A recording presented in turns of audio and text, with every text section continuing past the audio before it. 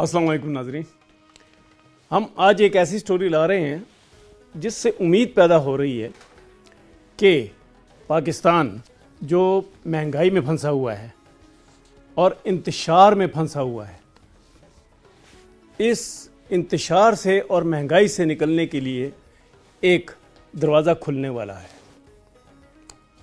ये जो पेट्रोल है, करेंसी है और तिजारत है, ये तीन मौजू हैं जिस पे पाकिस्तान को कोई रास्ता नहीं मिल रहा था।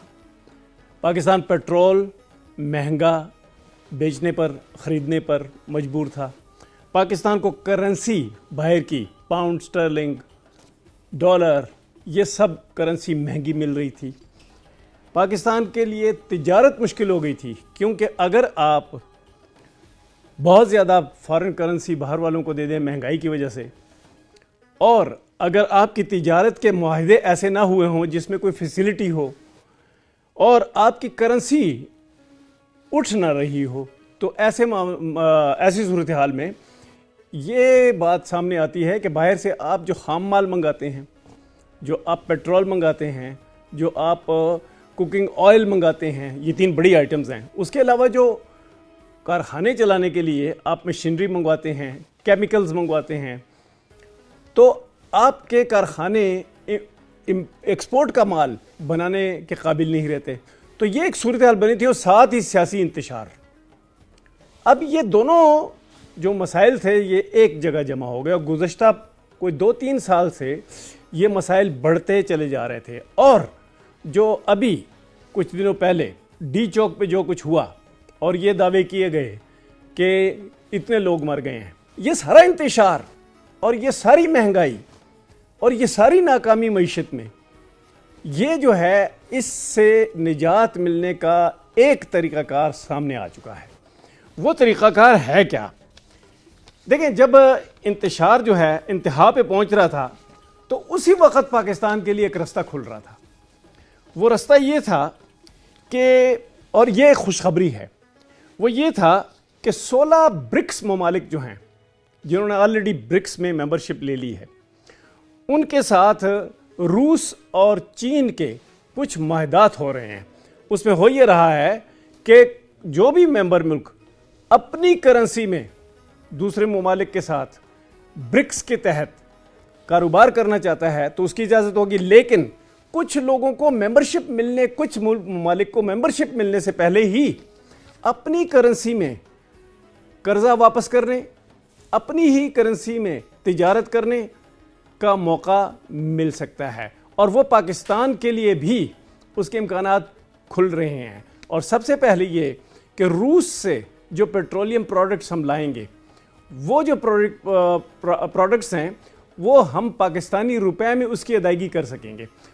सूरत हाल ये बन गई है, और वो पाकिस्तान ने कोई ऐसा तीर नहीं मारा कि पाकिस्तान ने इस इम्कान को करीब लाया। नो, एक माहौल बन गया है। वो माहौल ये बन गया है कि अब मौजूदा दौर में जो ममालिक हैं जो ज़्यादा तिजारत करते हैं, उनको अब हर उस मुल्क की करेंसी चाहिए कि उनके पास ज़खायर में मौजूद हो, जो कि ट्रेड कर रहे हैं या उनके साथ या दुनिया में दूसरे ममालिक के साथ। क्योंकि वो जो डॉलर में लाजमी हो गया था, पेट्रो डॉलर की तरह बाकी चीज़ों में भी लाजिम हो गया था कि अगर ट्रेड के मुआहदे हों, ट्रेड की जाए एक दूसरे रियासत के दरमियान, तो वो डॉलर में होगी, उसकी सेटलमेंट जो है वो डॉलर में होगी।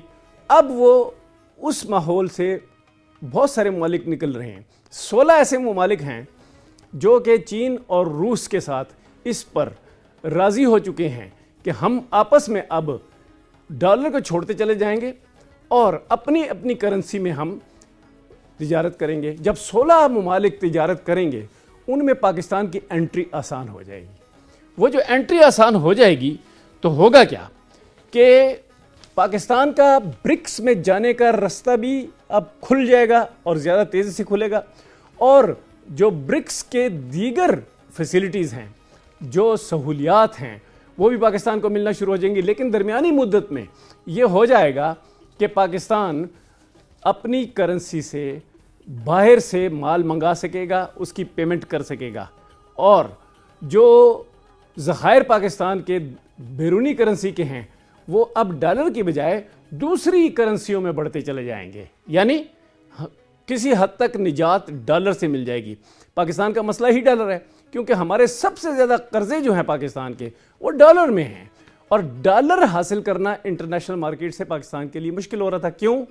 کیونکہ معیشت نیچے جا رہی تھی، اور اس کے علاوہ پاکستان میں انتشار بڑھ رہا تھا جو کہ معیشت کو مزید نیچے کی طرف دھکیلتا ہے۔ تو ایسی صورتحال میں ڈالر کا ملنا مزید مشکل ہوتا جا رہا تھا۔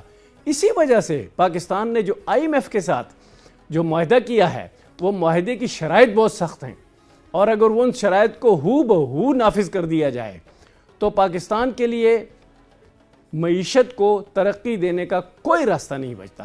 یہ ایک خوشخبری اب آئی ہے کہ چین اور روس اس پہ راضی ہو گئے ہیں کہ پاکستان ان 16 ممالک کے گروپس کے ساتھ تجارت اپنے روپے میں کرے۔ اچھا، اب اس کے لیے کوئی نیا معاہدہ نہیں چاہیے، یہ صرف برکس کا کور جو ہے وہ کافی ہوگا۔ اب کوئی ایسا معاہدہ درکار نہیں ہے پاکستان کو جو کہ پاکستان کو یہ سہولت دے کہ آپ اپنے روپے میں جو ہے تجارت کریں دوسرے ممالک کے ساتھ، اور جو سیٹلمنٹ ہو وہ ڈالر ایکویولنٹ کے ہو، یعنی کہ پہلے جو مال فرض کیا $1,00,000 کا آتا تھا، اور پاکستانی روپے جو ہیں اس کو 300 سے یا 280 سے ضرب دے کر تو پھر ہمیں قیمت لگانی پڑتی تھی۔ اب یہ ہوگا کہ یہ تو ہوگا کہ ہم پہلے اتنے ڈالر کا خریدتے تھے، اب بھی اتنے ڈالر کا خریدیں یا اس سے کم میں خریدیں، لیکن ایکویولنٹلی پاکستان کی جو کرنسی ہے وہی ادا ہوگی۔ اس کا مطلب کیا ہوا کہ پاکستان کو اپنے ذخائر اس حد تک بڑھانے کی جو مجبوری تھی کہ جو بھی ہم سیٹلمنٹ کریں اس میں ڈالر انوالو ہو، اب اس سے نجات مل جائے گی۔ اس سے بڑی خوشخبری پاکستان کی جو معیشت ہے اس کے لیے نہیں ہو سکتی۔ لیکن ایک معاملہ ہے کہ اگر انتشار جاری رہا تو کیا ہوگا؟ انتشار معیشت کو بہت زیادہ نقصان پہنچا رہا ہے۔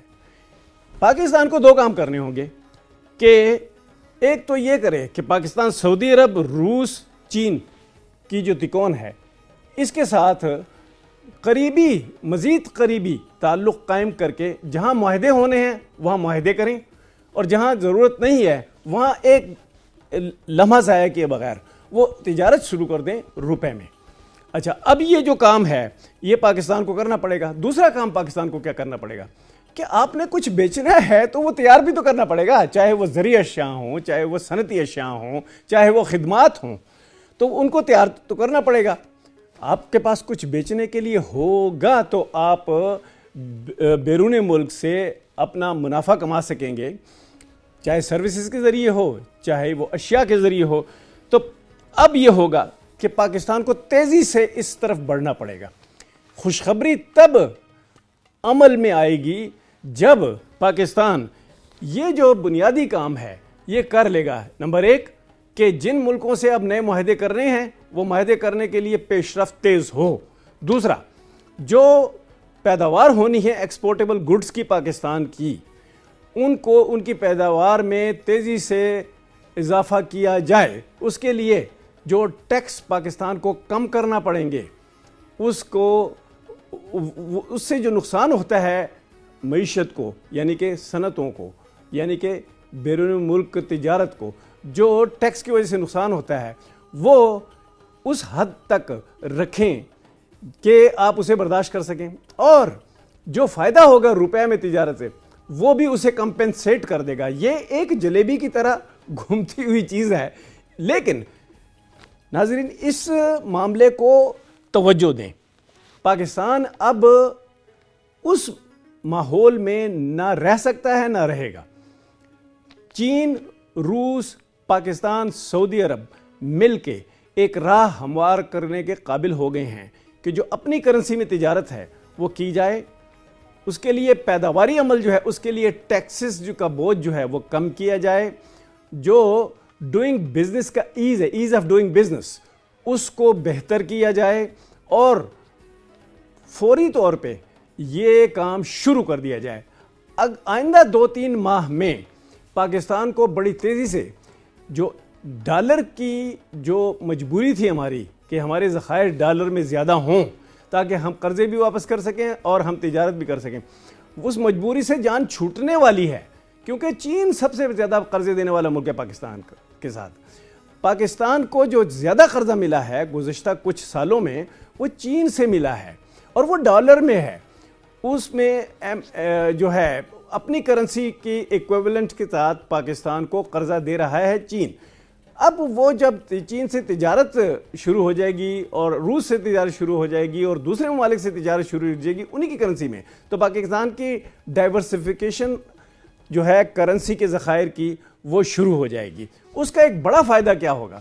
بڑا فائدہ یہ ہوگا کہ آپ کو ہر وقت ڈالر کمانے یا ڈالر خریدنے کا جو مسئلہ درپیش ہے اس سے جان چھوٹ جائے گی، لیکن پھر ایک شرط ہے، وہ شرط یہ ہے کہ جو پاکستان میں سیاسی انتشار ہے اس کو روکا جائے، کیونکہ اس کے لیے کھلا ہاتھ چاہیے ایسی پالیسیاں بنانے کے لیے، اور ایک پاکستان میں ایک نیا پروگرام بنایا جائے حزب اختلاف کے ساتھ مل کر کہ پاکستان کے لیے یہ کرنا ہے، اور یہ ایجنڈا جب سامنے آئے گا تو پاکستان کے انتشار کم کرنے کے لیے مختلف سیاسی قوتوں کو آپس میں لانا، اکٹھا کرنا لازم ہو جائے گا، اور جب امیدیں پیدا ہوں گی کہ پاکستان کی تجارت بڑھے گی، پاکستان کے ذخائر بڑھیں گے کرنسی کے، پاکستان کی معیشت تیز ہوگی، مہنگائی کم ہوگی، تجارت زیادہ ہوگی، جو ہے امپلائمنٹ ملازمتیں زیادہ ملیں گی، سرمایہ کاری زیادہ ہوگی، جب یہ سب چیزیں